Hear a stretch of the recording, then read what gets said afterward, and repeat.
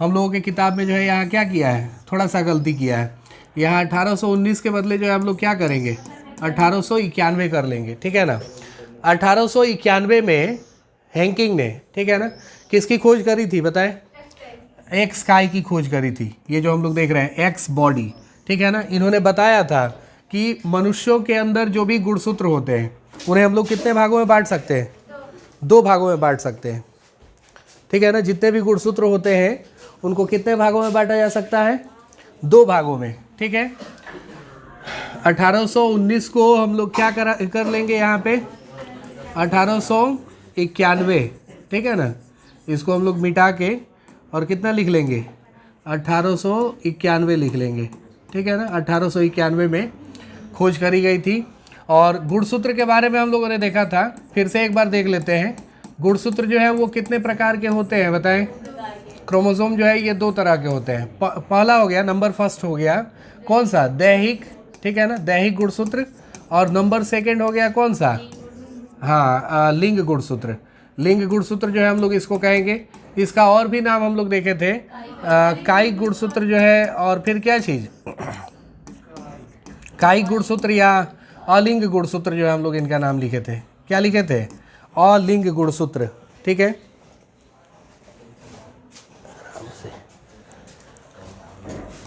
अलिंग गुणसूत्र जो है इनका नाम हम लोग लिखे थे। तो कायिक गुणसूत्र, दैहिक गुणसूत्र या लिंग गुणसूत्र, इनको इंग्लिश में जो है क्या नाम दिए थे हम लोग, थोड़ा वो भी याद रखना होगा। इसको क्या कहा जाता है, ऑटोजोम कहा जाता है, ऑटोजोम, ठीक है। और इसको क्या कहा जाता है, एलोजोम कहा जाता है, ऑटोजोम और एलोजोम। तो जितने भी लैंगिक जनन करने वाले जीव होते हैं, लैंगिक जनन करने वाले जीवों में यही दोनों गुणसूत्र हैं जो उनके शरीर की रचना भी करते हैं और उनका लिंग निर्धारण भी करते हैं। जैसे ऑटोजोम हो गया, ऑटोजोम जो होगा ना, ये क्या करेगा, उनके शरीर की रचना करेगा, ठीक है ना। उनके शरीर में जितने भी लक्षण होंगे उनको कौन निर्धारित करेगा, ऑटोजोम। और एलोजोम किसको करेगा, ये केवल जो है डिसाइड करेगा कि वो जीव नर है या फिर क्या है, मादा है, ठीक है ना। तो ऑटोजोम जो होते हैं, ऑटोजोम कितने जोड़ी होते हैं बताएं हम लोग, ऑटोजोम कितने होते हैं, 22 जोड़ी, ठीक है ना। और एलोजोम कितने होते हैं, 1 जोड़ी। ये मनुष्यों की बात हम लोग कर रहे हैं, ठीक है ना। अलग अलग जीवों में अलग अलग संख्या होती है इनकी। ऑटोजोम जो है वो कितने होंगे, 22 जोड़ी। और एलोजोम कितने होंगे, 1 जोड़ी। एलोजोम जो है इनको हम लोग 2 जगह बांट सकते हैं। और वो क्यों बांट सकते हैं, क्योंकि 2 प्रकार का लिंग होता है सभी सजीवों में जो लैंगिक जनन करते हैं। एक हो जाएगा कौन, नर, ठीक है ना, ये संकेत किसका है, नर का है। और ये संकेत किसका है, मादा का है। तो नर के पास मनुष्यों की बात करें तो XY होता है, और मादा के पास क्या होता है, XX होता है। जिनके पास ये जो गुणसूत्र हैं एक जैसे होते हैं, तो एक जैसे गुणसूत्र वाले जीवों को जो है ना हम लोग समयुग्मजी कहते हैं, ठीक है ना। क्या कहते हैं, समयुग्मजी कहेंगे। चलो आराम से सैफ। एक जैसे गुणसूत्र होंगे जिनके पास, उनको क्या कहा जाएगा बताएं, समयुग्मजी, ठीक है ना, समयुग्मजी, ठीक है। और फिर जिनके पास जो है अलग अलग प्रकार के गुणसूत्र होंगे, उनके लिए हम लोग कौन सा शब्द इस्तेमाल करते हैं बताएं, उनके लिए विषम युग्मजी बोला जाता है। क्या बोला जाएगा इनको, विषम युग्मजी बोला जाएगा। तो समयुग्मजी जो होते हैं ना, इनका लिंग निर्धारण में कोई भी रोल नहीं होता है। समयुग्मजी का लिंग निर्धारण में कोई रोल नहीं होता है। विषम युग्मजी जो होते हैं इन्हीं पे आश्रित होता है कि उस मतलब जीव का लिंग जो है वो क्या होगा, वो नर होगा या मादा होगी, ये किस पे निर्धारित करता है, विषम युग्मजी पे। यही बात जो है यहाँ पे बताई गई है। और ये सारी बातें किनके द्वारा दी गई थी, हैंकिंग के द्वारा। हैंकिंग ने ही बताया था, ठीक है ना, कि गुणसूत्र जो होते हैं वो कितने प्रकार के होते हैं, 2 प्रकार के। यहाँ देखें दोनों का नाम लिखा हुआ है। एक का क्या नाम लिखा है, लिंग गुणसूत्र, इसको हम लोग सेक्स क्रोमोसोम भी बोलते हैं। और फिर एक और हो गया क्या चीज़, अलिंग गुणसूत्र, जिसको किस नाम से जाना जाता है, ऑटोजोम के नाम से भी जाना जाता है। इसमें एक जो है ना, जिसको फिगर में नहीं दिखाया गया है, ठीक है ना, वो है कौन सा बताएं, XO प्रकार का लिंग निर्धारण। XX XO प्रकार का लिंग निर्धारण, समझ में आया ना। इसको हम अलग से पढ़ाए थे। ये चीज़ किस में होता है बताएं, टिड्डा में, ठीक है ना। टिड्डा जो होता है इसमें थोड़ा विशेष प्रकार का ही लिंग निर्धारण होता है। और ये क्यों ऐसे होता है इसको देखना है। अगर टिड्डे की बात करें हम लोग तो इसमें जो नर होते हैं ना, ठीक है ना, नर के पास गुणसूत्र कौन कौन सा होता है बताएं। नर में जो है बताया गया हम लोगों को कि नर में अलिंग गुणसूत्र के अतिरिक्त केवल एक जो है क्या होता है, एक्स गुणसूत्र होता है, जबकि मादा में एक्स क्रोमोसोम का एक पूरा जोड़ा होता है। समझ में आ रहा है ना। अगर हम लोग नर की बात करें तो नर के पास जो है क्या होगा, नर के पास एक्स ओ होगा। और अगर मादा की बात करें हम लोग तो मादा के पास क्या होगा, ये देखिए लिखा है एक्स गुणसूत्र का एक पूरा जोड़ा। एक जोड़ा माने क्या चीज़, दो एक्स गुणसूत्र होते हैं। अब इनसे युग्मक जो बनेगा तो युग्मकों में गुणसूत्र जो है वो कौन कौन से जाएंगे इसको देखना है। ये ओ जो दिखाया गया है ना, ओ का मतलब क्या है, कुछ नहीं, नथिंग। यहाँ कुछ होता ही नहीं है, यहाँ हर एक चीज़ अब्सेंट है, ठीक है। तो अगर हम लोग बात करें तो इसमें जो है युग्मक जो बनेंगे दो जगह बटेगा गुणसूत्र, ठीक है ना। सबसे पहले यहाँ पे ए भी हम लोग मेंशन कर लेते हैं। ए प्लस क्या चीज़, एक्स ओ। ए प्लस एक्स ओ क्या सूचित करता है बताएं। ए जो है वो दैहिक गुणसूत्र को सूचित कर रहा है और एक्स ओ क्या है, लिंग गुणसूत्र है। यहाँ पे भी अगर हम लोग बात करें तो ए होगा। ए जो है हम लोग दैहिक गुणसूत्रों को दिखा देंगे, ऑटोजोम, ठीक है ना। और एक्स हो गया क्या चीज़, एलोजोम। तो यहाँ से दो जगह जब बटेगा गुणसूत्र तो इसमें से एक आ जाएगा ए और प्लस क्या चीज़, एक्स। ए प्लस कौन हो जाएगा, एक्स हो जाएगा। और यहाँ पे कितना हो जाएगा, ए प्लस जीरो। ए प्लस क्या होगा, जीरो, या ओ भी हम लोग इसको पढ़ सकते हैं। एग्जैक्टली ये जीरो ही लिखा होता है, लेकिन इसको जो है ए के साथ या एक्स के साथ हम लोग क्या पढ़ लेते हैं, ओ पढ़ लेते हैं। इसका भी अगर दो जगह युग्मक बनवाया जाए, मादा का भी, तो मादा से जो युग्मक बनेंगे कौन कौन से हो जाएंगे, ए प्लस एक्स और दूसरा कौन सा होगा, ए प्लस एक्स। अब जरा बताएं हम लोग कि कौन सा समयुग्मजी है, नर समयुग्मजी है या मादा समयुग्मजी है।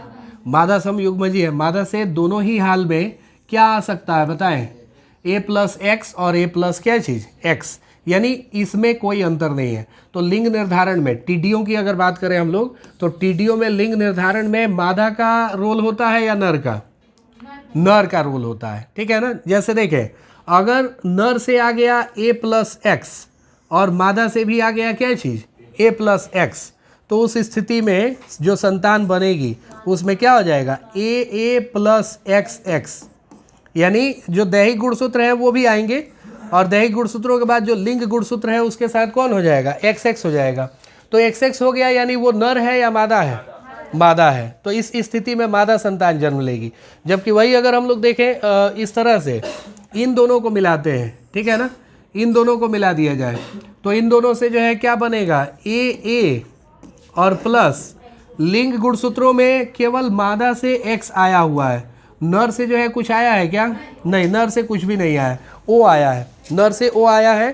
तो फिर जो है हम लोग इसको समझ लेंगे क्या चीज़, ये कौन सी संतान है, नर या मादा बताएं, ये नर हो जाएगा, ठीक है ना। ये जो संतान बनी है ये कौन सी संतान होगी, नर, और ये जो संतान बनी है वो कौन सी संतान हो जाएगी, मादा। तो इस प्रकार से लिंग निर्धारण किन में होता है, टिड्डियों में होता है। टिड्डियों में लिंग निर्धारण किस प्रकार से होगा, तो ये नर के द्वारा जो है मतलब डिफाइन होता है, नर के द्वारा ही डिफाइन होगा, जिसमें एक ही एक्स गुणसूत्र होता है, दूसरा वाला गायब होता है। नर में कितना एक्स गुणसूत्र होगा, एक, और दूसरा वाला जो है पेयर क्या होता है, गायब होता है, नहीं होता है। जबकि मादा में बात करें तो एक्स और एक्स दोनों गुणसूत्र होते हैं, ठीक है। तो ये हो गया हम लोगों का किन में लिंग निर्धारण, टिड्डियों में। मनुष्यों में उस दिन देखे थे हम लोग, मनुष्यों में लिंग निर्धारण कौन करते हैं, नर या मादा बताएं। क्योंकि नर जो है वो क्या होते हैं, विषम युग्मजी होते हैं और मादाएं क्या होती हैं, सम युग्मजी। इसी प्रकार से अच्छा एक और चीज़ हम लोग मिला रहे हैं, नर में जो है नर थोड़े बड़े होते हैं और मादाएं क्या होती है, छोटी होती है। लेकिन ये किसका फिगर दिया गया है, फल मक्खी का। तो फल मक्खी में क्या होता है बताएं, फल मक्खी में क्या होगा, हाँ, मादा बड़ी होती है और नर क्या होते हैं, छोटे होते हैं, ठीक है ना। तो ये अंतर भी हम लोगों को याद रखना होगा। तो अगर हम लोग फल मक्खियों की बात करें तो फल मक्खियों में जो नर होते हैं, नर के पास कौन कौन सा गुणसूत्र होगा, एक्स वाई। ये बिल्कुल मनुष्यों से मैच कर रहा है, जैसा हम लोगों ने मनुष्यों में पढ़ा है वैसा ही दिखाया जा रहा है, ठीक है ना। और मादाओं के पास कौन से होते हैं, एक्स एक्स होते हैं। हम लोग याद रखें ये जो एक्स गुणसूत्र होता है इसके पास करीब करीब 3000 जीन होते हैं। एक्स गुणसूत्रों पर कितने जीन होते हैं, 3000। लेकिन वाई गुणसूत्र पे कितने होते हैं, वाई गुणसूत्र पे याद है किसी को, चैप्टर 6 में हम लोगों ने पढ़ा है वाई गुणसूत्र पे कितने जीन होते हैं। दिमाग पे जोर डालें, कितना होगा, 231। कितना हो जाता है, 231 जीन होते हैं, ठीक है ना। किस गुणसूत्र पे, वाई पे, ठीक है। तो अब हम लोग एक चीज़ देखें, यहाँ भी लिंग निर्धारण की जो प्रक्रिया है वो नर पे आश्रित है या मादा पे आश्रित है, नर पे ही, क्योंकि नर क्या है, विषम युग्मजी और मादाएं क्या है, सम युग्मजी हैं। अगर पक्षियों की बात करें हम लोग तो पक्षियों में नर सम युग्मजी होता है या मादाएं, मादाएं सम युग्मजी होती है, हाँ विषम युग्मजी, सॉरी विषम युग्मजी होती है, कौन, मादाएं। तो जो समयुग्मजी होगा उस पे लिंग निर्धारण की प्रक्रिया आश्रित नहीं होती है, ठीक है ना। यानी यहाँ पे इसका कोई रोल नहीं है, ठीक है ना। संतान जो है वो नर होगी या मादा होगी ये कौन निर्धारित करता है, बताएं। आगे हम लोग समझते हैं। तो ये मनुष्यों में और किस में, फल मक्खी में और किस में, पक्षियों में लिंग निर्धारण की प्रक्रिया हो गई, ठीक है। अब इसके बाद जो है ना हम लोगों को दिया हुआ है, ये देखें, विषम युग्मकता हम लोग किसको कहते हैं, विषम युग्मकता है हेट्रोगैमिटी, जहाँ पे दोनों लिंग गुणसूत्र जो है वो क्या हो, अलग अलग प्रकार के हों, लेकिन दोनों गुणसूत्र जो है एक ही प्रकार के हों तो उसको क्या कहेंगे हम लोग, समयुग्मकता। देखिए मनुष्य में लिंग निर्धारण कैसे होता है, अगर ये क्वेश्चन आता है ना सीधे सीधे कितना नंबर का आएगा, 5 नंबर का। ध्यान रखेंगे हम लोग, मनुष्यों में लिंग निर्धारण की जो प्रक्रिया होती है वो किस प्रकार से होती है इसको एक बार हम समझा देते हैं। और ध्यान रखें यहाँ लिखने के लिए तो आएगा ही, इसका री डायग्राम बनाने के लिए आता है। तो री डायग्राम हम लोग कैसे बनाएंगे उसको देखने चलते हैं। सबसे पहले हम लोग लिखेंगे जनक, समझ में आया ना, जनक लिख देंगे। और जनक में कौन कौन होते हैं बताएं, 2, नर और कौन, मादा, ठीक है ना। 2 प्रकार के जनक हो गए, कौन कौन, नर जनक और मादा जनक। नर जनक के पास गुणसूत्रों की संख्या कितनी हो जाएगी, नहीं 22 नहीं लिखेंगे, यहाँ लिखेंगे हम लोग 44 और प्लस कर देंगे क्या चीज़, एक्स वाई, ऐसे दिखाना होता है। मादा के पास कितना लिख देंगे, 44 और प्लस क्या चीज़, एक्स एक्स। मादाओं के पास 44 प्लस एक्स एक्स, 2 प्रकार के जो है गुणसूत्र यहाँ भी और 2 प्रकार के गुणसूत्र यहाँ भी। अब इनसे जो है निर्माण होगा किनका बताएं, युग्मकों का। इनसे भी युग्मक बनेंगे, ठीक है ना, और इनसे भी युग्मक बनेंगे, इनसे भी युग्मक बनेंगे। दोनों से किस प्रकार के युग्मक बनते हैं वो हम लोग देखते हैं। यहाँ हो जाएगा 22 प्लस एक्स और यहाँ भी हो जाएगा 22 प्लस क्या, वाई, ठीक है ना। यानी नर में जो शुक्राणु बनते हैं, नर में जो शुक्राणु बनते हैं कितने प्रकार के बनेंगे बताएं, 2 प्रकार के। एक हो जाएंगे कौन से वाले, एक्स वाले, और एक हो जाएंगे कौन से, वाई वाले, ठीक है ना। तो 22 प्लस वाई हो गया और 22 प्लस एक्स, ये किनका लेवल है बताएं, ये युग्मकों का लेवल है, ठीक है ना, युग्मक हो गए। अब इसके बाद देखें, अगर मादाओं की बात करें हम लोग तो मादाओं में कितने प्रकार के गुणसूत्र बन रहे हैं, इनमें भी 2 तरह के गुणसूत्र जो है बन रहे हैं, लेकिन मतलब दोनों गुणसूत्र में से बराबर बराबर बंटवारा होगा। यहाँ 22 प्लस कितना हो जाएगा, एक्स, और दूसरा कौन हो जाएगा बताएं, ये भी 22 प्लस कितना हो जाएगा, एक्स हो जाएगा। यानी यहाँ पे दोनों युग्मक एक समान बनते हैं, एक समान बनेंगे।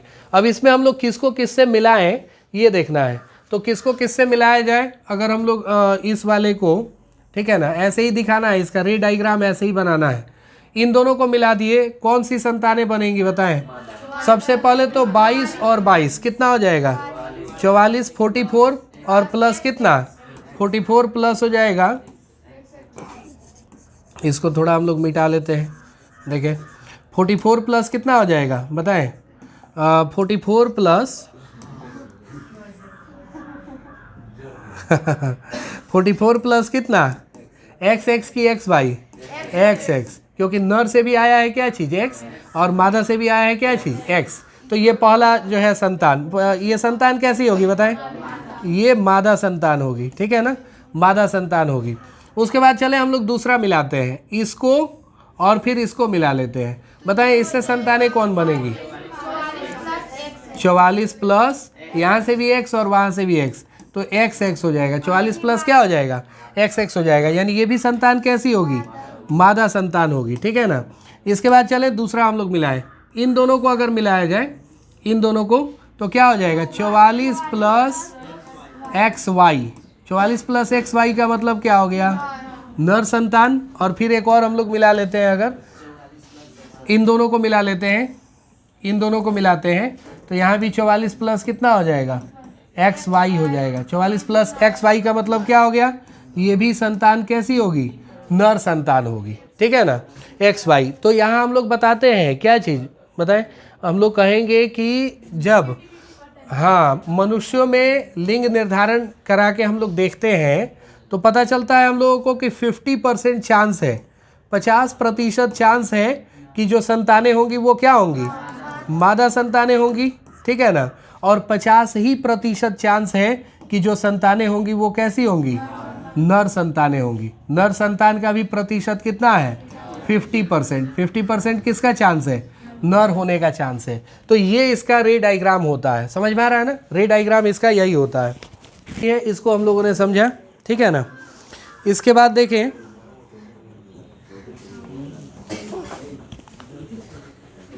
इसके बाद जो है हम लोगों को लिखने की बारी है, समझ में आया ना। इसको भेज देते हैं हम, इसका स्क्रीनशॉट चला जाएगा, ठीक है ना। ये किन का लेवल है, ये संतानों का लेवल हो गया, समझ में आ रहा है ना।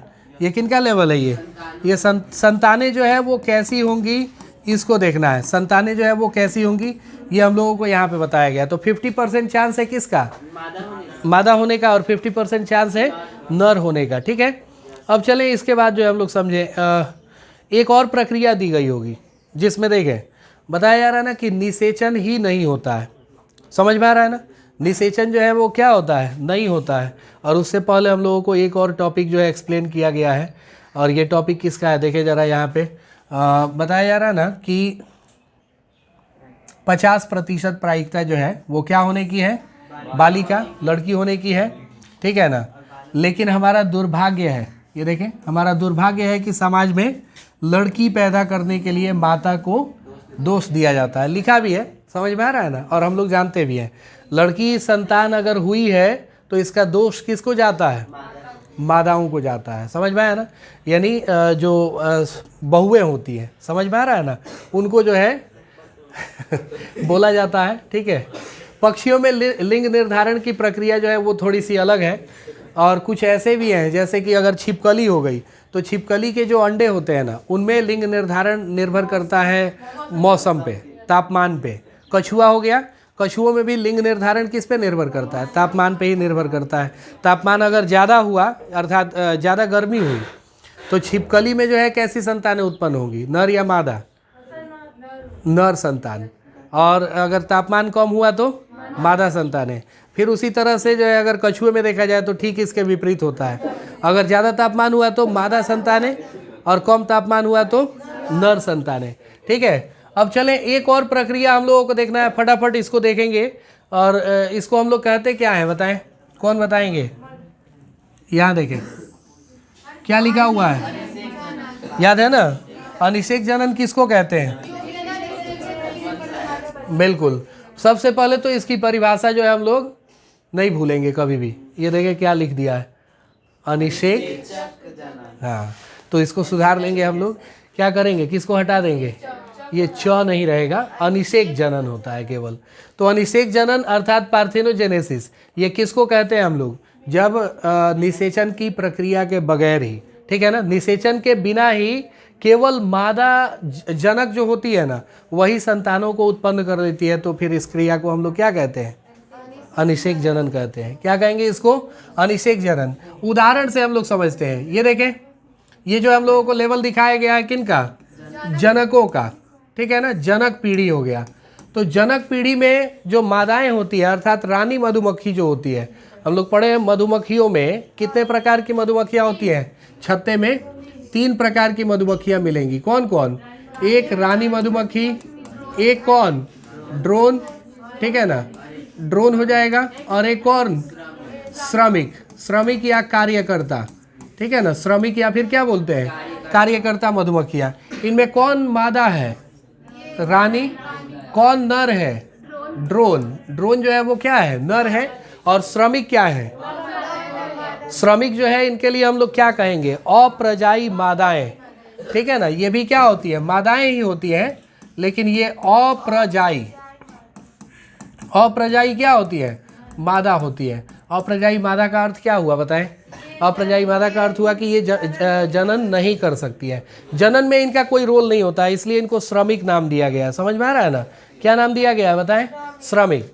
तो जो जनक पीढ़ी होती है, जनक पीढ़ी में मादा के पास गुणसूत्रों की संख्या कितनी होती है? 32। मधुमक्खियों में जो रानी मधुमक्खी है उसके पास कितने गुणसूत्र होते हैं? 32। और जो नर मधुमक्खी है, नर अर्थात ड्रोन, ड्रोन के पास कितने गुणसूत्र होते हैं? 16 होते हैं। तो ये जो होती है ना, ये कैसी होती है बताएं? अच्छी होती है, द्विगुणित होती है। और ये कैसी होती है?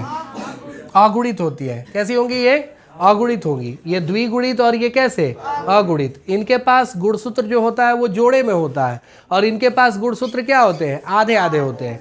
इसलिए इनके जो लिंग निर्धारण की प्रक्रिया है वो किस प्रकार की प्रक्रिया कहलाती है?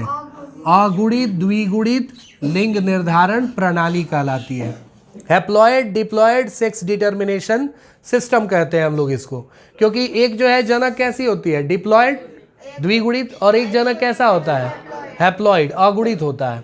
तो मादाएं जो होती है ना, इनसे जब अर्धसूत्राणु में विभाजन होगा, अर्धसूत्री विभाजन होगा, तो 2 युग्मक बनेंगे। और कितने कितने गुणसूत्र वाले? 16 गुणसूत्र वाले। नर में जो है ना समसूत्री विभाजन होता है। नर में क्या होता है? समसूत्री विभाजन। तो समसूत्री विभाजन होगा तो 16 गुणसूत्र है जनक के पास। युग्मक में भी कितने गुणसूत्र आ जाएंगे? 16 ही रह जाएंगे। तो अगर ये वाला 16 वाला और ये 16 वाला मिलता है तो इससे क्या बनेगा बताएं? हाँ, 32 गुणसूत्र होंगे। और ये मधुमक्खी जो है कैसी होगी? मादा। अब हो सकता है कि वो अप्रजाई मादा हो, श्रमिक मधुमक्खी, या ये भी संभव है कि वो क्या हो? रानी मधुमक्खी हो। तो कौन रानी होगी, कौन श्रमिक होगी बताएं जरा हम लोग?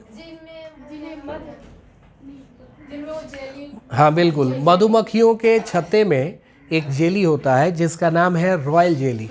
क्या नाम है? Royal jelly. तो ये रॉयल जेली जिनको मिलता है, रॉयल जेली जिनको मिलेगा वो क्या बनेंगी? रानी मधुमक्खी। और जिनको नहीं मिलेगा वो क्या बनेंगी? श्रमिक मधुमक्खी बनेंगी। क्या बनेंगी वो?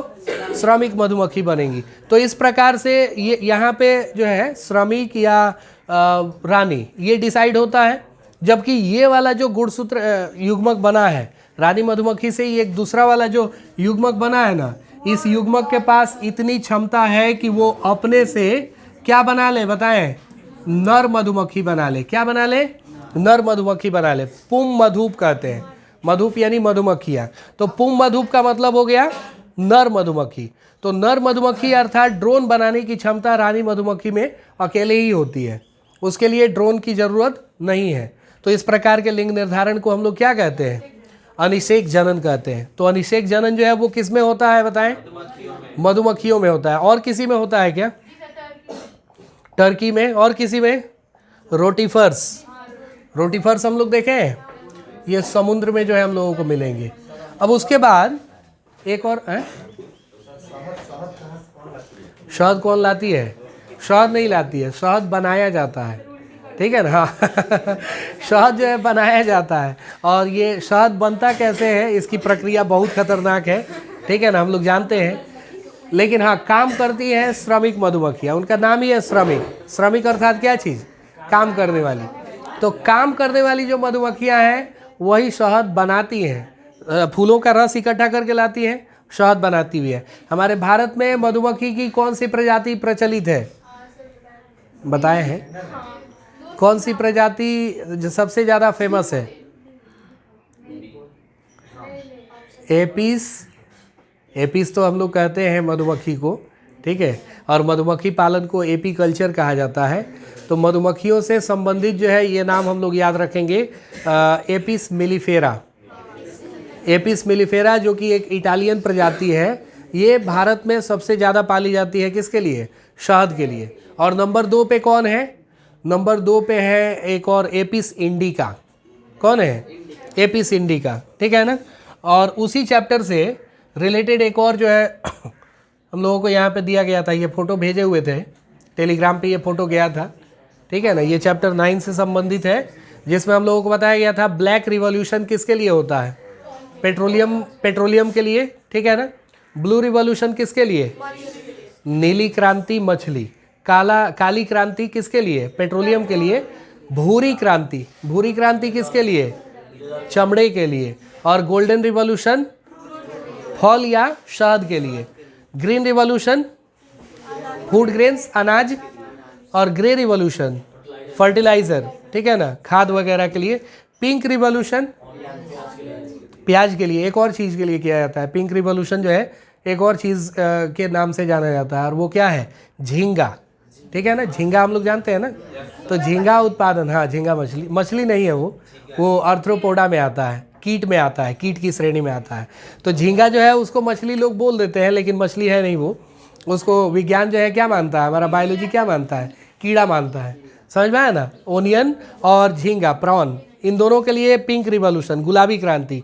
और लाल क्रांति मीट के लिए, और किसके लिए, टोमेटो के लिए। सिल्वर रिवॉल्यूशन, ये रजत क्रांति बोला जाता है इसको। रजत क्रांति किसको कहेंगे, एग और पोल्ट्री, ठीक है ना। अंडा हो गया और क्या हो गया, हाँ पोल्ट्री माने जिससे हम लोगों को अंडा मिले और मीट मिले, ठीक है। वाइट रिवॉल्यूशन दूध के लिए और दूध से बने जितने उत्पाद होते हैं उनके लिए। और येलो रिवॉल्यूशन किन के लिए, ऑयल सीड्स, तिलहन में कौन कौन आता है, सरसों, सूरजमुखी,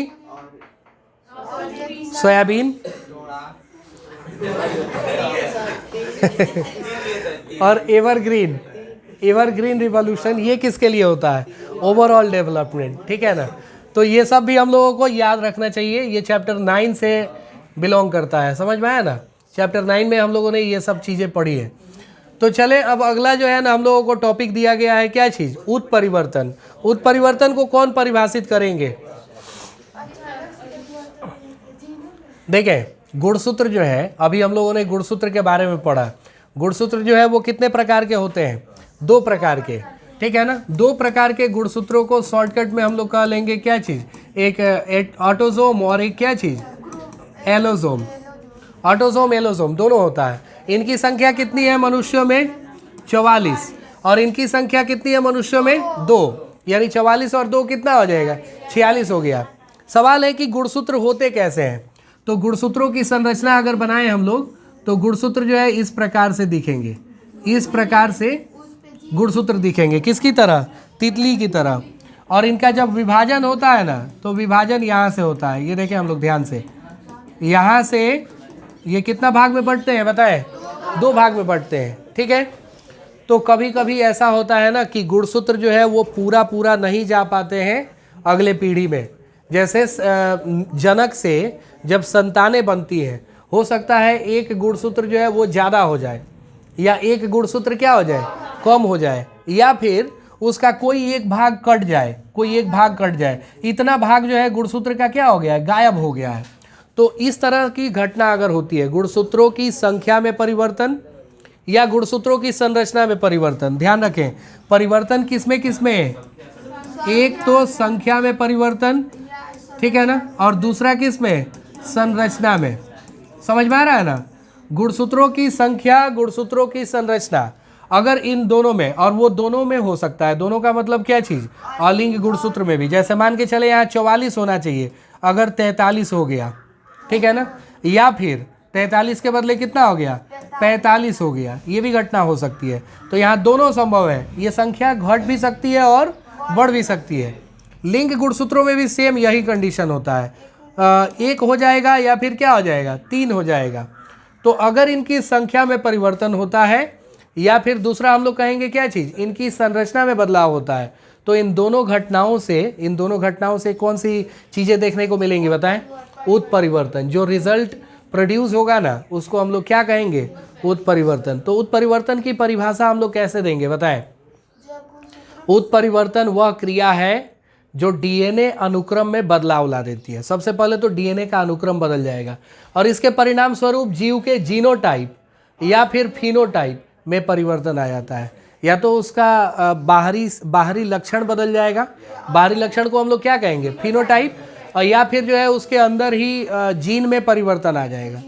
तो जीन में परिवर्तन हुआ तो जीनोटाइप चेंज हुआ, और बाहरी लक्षण में परिवर्तन हुआ तो क्या चेंज हुआ, फिनोटाइप चेंज हुआ। तो पुनर्योजन के अतिरिक्त जो है उत्परिवर्तन एक दूसरी प्रक्रिया है जो डीएनए में क्या लाती है, विविधता। केवल डीएनए बदल गया अगर हमारा, तो डीएनए बदलने के चलते जो है क्या हो जाएगा बताएं, उत्परिवर्तन हो जाएगा। डीएनए बदलने के चलते क्या होगा, उत्परिवर्तन होगा। तो उत्परिवर्तन की परिभाषा याद हुई कि नहीं बताएं, क्या कहेंगे हम लोग, 2 लाइन का है ही केवल।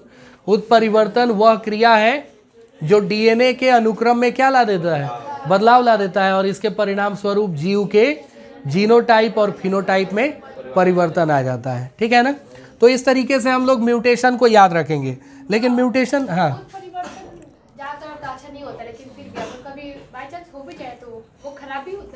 नहीं, उत्परिवर्तन के बारे में हम लोग चैप्टर 9 में ये पढ़े हैं कि कुछ पौधे ऐसे होते हैं ना जिनको उत्परिवर्तन के द्वारा ही बनाया जाता है और वो अच्छे लक्षण को लेके आते हैं।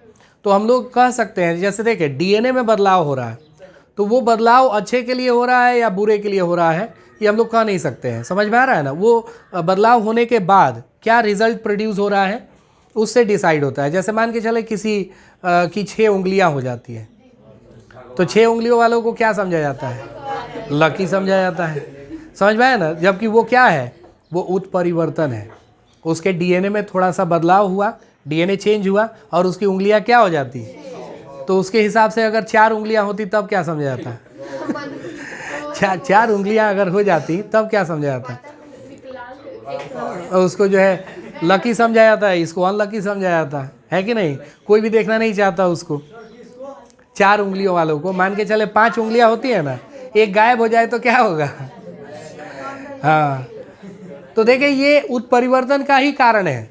उत्परिवर्तन के चलते भी 6 हो रहा है और उत्परिवर्तन के चलते ही 4 हो रहा है। कई बार ऐसे बच्चे देखने को मिल जाते हैं जिनकी गर्दन ही नहीं होती है, गर्दन, नेक जो है ना वो होता ही नहीं है। तो फिर कैसे होंगे वो, एकदम सिर और धड़ दोनों आपस में जुड़ा हुआ होता है। तो दोनों आपस में जुड़ा हुआ होगा तो फिर ऐसे बच्चों को हम लोग क्या मानते हैं, डाउन सिंड्रोम वाले मानते हैं। तो ये उत्परिवर्तन कई बार जो है फायदे के लिए भी हो जाता है और उत्परिवर्तन कई बार जो है किसके लिए, नुकसान के लिए भी हो जाता है। और यही रीज़न है कि जितनी प्रेग्नेंट फीमेल्स होती हैं, ठीक है ना, गर्भवती मादाएं होती हैं, उनको बचाया जाता है किससे, ग्रहण से। समझ में आ रहा है ना। ग्रहण में रेडिएशन उत्पन्न होता है, विकिरण, और विकिरण का सीधा प्रभाव हमारे डीएनए पे पड़ता है। समझ में आ रहा है ना। तो विकिरण से जितना ज़्यादा हो सके उनको बचाने की कोशिश की जाती है। अगर किसी पशु को हम लोग देखे होंगे ग्रहण लगते हुए, कैसा हो जाता है वो बताएं, अंग का अपंग हो जाएगा वो। ठीक है ना। इसी तरह की कहानी मनुष्यों में भी होती है। अगर उनको रेडिएशन लग गया तो फिर उनमें किसी भी प्रकार का बदलाव आ सकता है। तो उत्परिवर्तन फायदे के लिए भी होता है, नुकसान के लिए भी होता है। ठीक है ना। देखिए हम लोग जरा एक और उत्परिवर्तन समझना है और इसको ना हम लोग याद ही रखें, क्योंकि इसका नाम देखें क्या है, इसका नाम है बिंदु उत्परिवर्तन। क्या कहेंगे इसको, बिंदु उत्परिवर्तन किसको कहा जाएगा, कौन बताएंगे।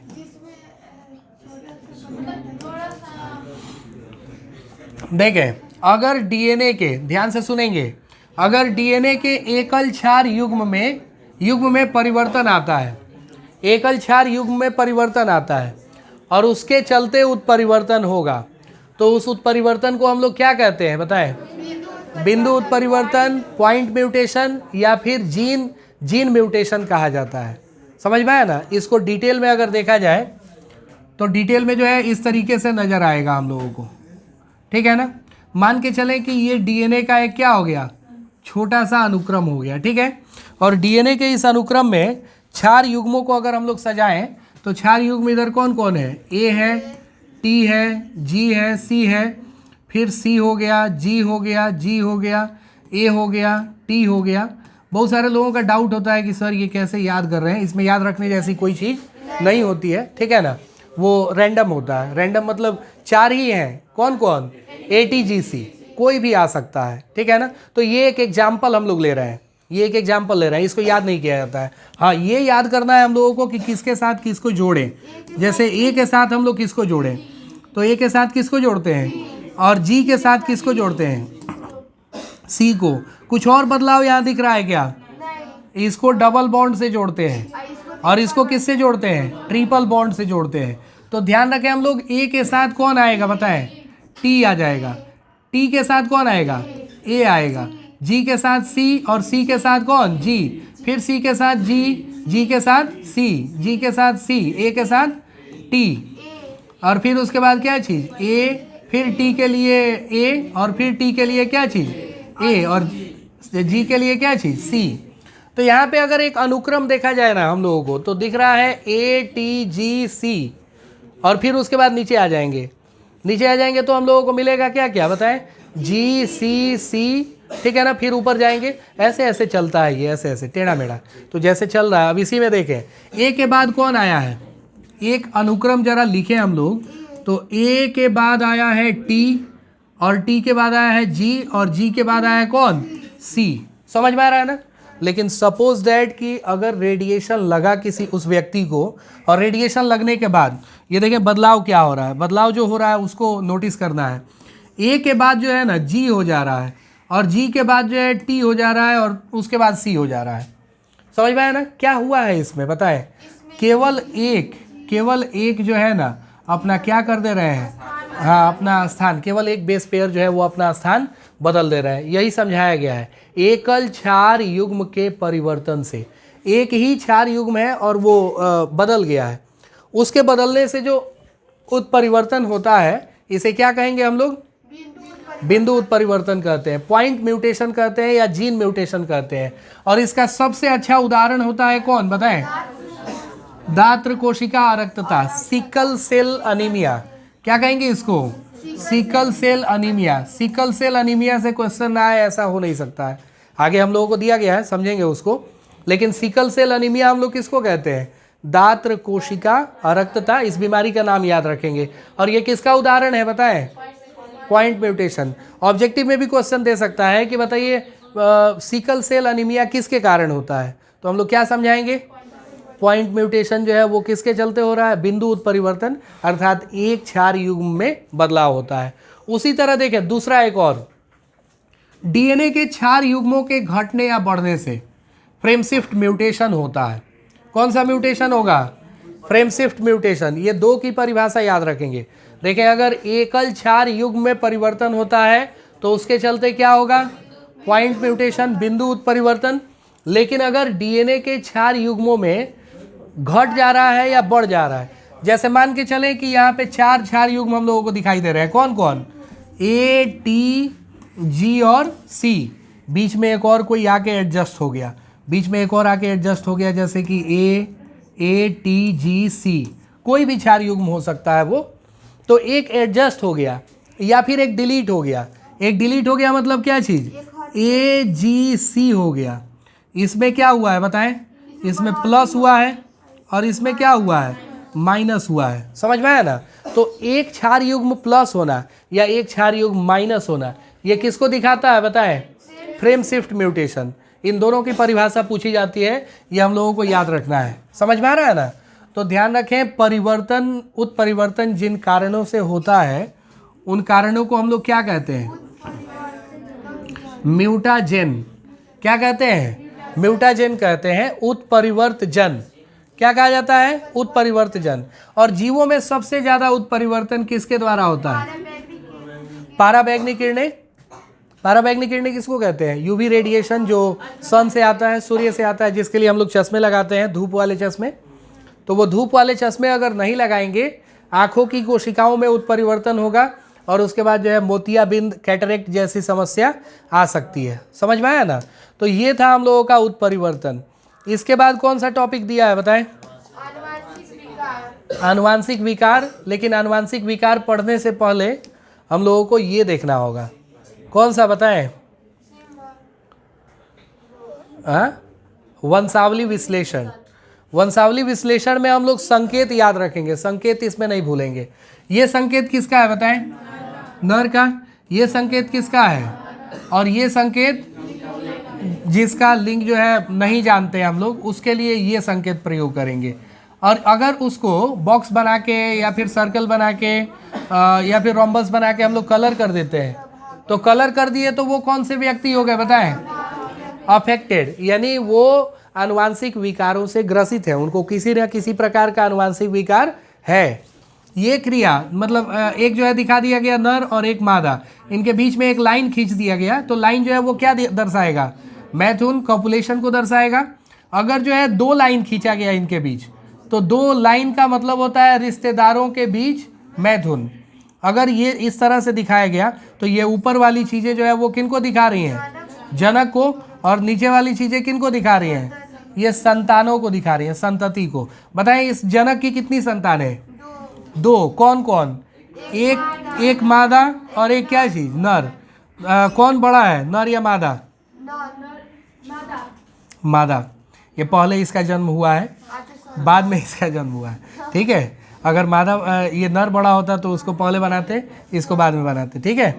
नर शिशु वाले जनक रोग से प्रभावित, ये देखें हम लोग, ये देखें, ये संतति को दिखाया गया है, जनक को, और यहाँ पे रंग दिया गया है इसको। तो रंग देने का मतलब क्या होता है, ये जो संतति है ये प्रभावित है। इस तरह से रोम्बस बना के हम लोग 5 लिख देते हैं उसके अंदर। ये क्या दर्शाएगा, 5 प्रभावहीन व्यक्ति, 5 प्रभावहीन संतति। तो ये पेडिग्री एनालिसिस में इन सिंबल्स को हम लोग याद रखेंगे, ठीक है ना। इसको पीढ़ी विश्लेषण कहा जाता है। और पीढ़ी विश्लेषण किस लिए किया जाता है बताएं। अगर हमें अपनी पीढ़ी में आनुवांशिक लक्षणों का या आनुवांशिक विकार का पता लगाना है, तो उसके लिए हम लोग क्या बनाते हैं, उसके लिए हम लोग पीढ़ी विश्लेषण करते हैं। अपने फैमिली का हम लोग क्या बना देंगे, अपने फैमिली का पेड़ बना देंगे। समझ में आ रहा है ना। ये देखें क्या बना देंगे हम लोग, फैमिली ट्री बना देंगे। कैसे फैमिली ट्री बनाया जाता है इसको आगे हम लोग समझ लेंगे कल वाली क्लास में।